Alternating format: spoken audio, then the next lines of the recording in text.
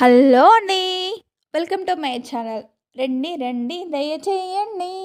ఇంతకి ఇక్కడికి వెళ్తున్నాం అనుకుంటారా? చూడండి, ఆర్గానిక్ చిక్కుడుకాయ, ఎలాంటి మందులు లేకుండా పండించిన చిక్కుడుకాయ. ఇంతకు నేను ఎక్కడున్నా అంటారా? నేను ఎక్కడికి వెళ్ళలేదండి, నేను మా ఇంట్లోనే ఉన్నాను. నేను ఇప్పుడున్న ఇంటికి కింద చాలా ప్లేస్ ఉంది, భూమి అనేది చాలా బాగుంది.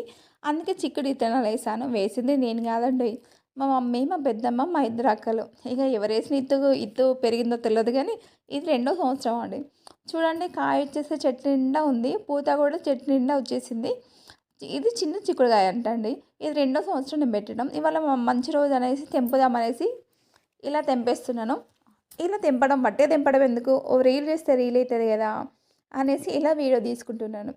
చెట్టు నిండా పూత, ఫ్రెష్ కాయ, ఆ కాయలో ఇత్తులు. ఆహా, ఇత్తులు ఎంత బాగున్నాయి అంటే నిండుగా ఉన్నాయండి. మా వారికి వచ్చేసి చిక్కుడుకాయ విత్ జొన్న రొట్టె అంటే చాలా ఇష్టం.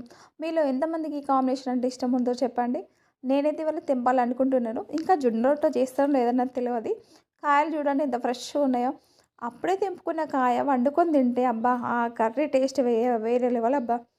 మీలో ఎంతమందికి ఇష్టం ఇలా ఫ్రెష్ కాయ వండుకొని తినడం? ఎవరికైనా ఇష్టం అనుకోండి. ఇది సెకండ్ సారి అండి నేను పెట్టడం. ఇదంతా మా ఊర్లో దయ. నాకైతే ఇలాంటి తెలివితేటలు లేవు. మా ఊళ్ళో వచ్చి ఇత్తనాలు వేసారు, ఆ కాయ చెట్టు కాస్త అయింది. నేను మాత్రం కాయలు తింటున్నాను. వాళ్ళు వేసిపోయాను, తెంపుకొని నేను తింటున్నాను. ఇంతకు ఎవరు వేసిరంటనా? అందరూ వేసారు. మెయిన్గా మా బాబక్క, సుజక్క. వాళ్ళు వచ్చినప్పుడల్లా ఏదో ఇత్తు వేయడం, ఇలా నాటుకోవడం, పెరగడం. కాయ చూడండి ఎంత బాగా వచ్చింది కదా, సూపర్ ఉంది కదా కాయ, సూపర్ అండి. ఇంతకి ఇది కేజీన్నర 2 కేజెస్ ఉంటాయని నేను అనుకుంటున్నాను. మరి మీరేమంటారు? Okay, bye.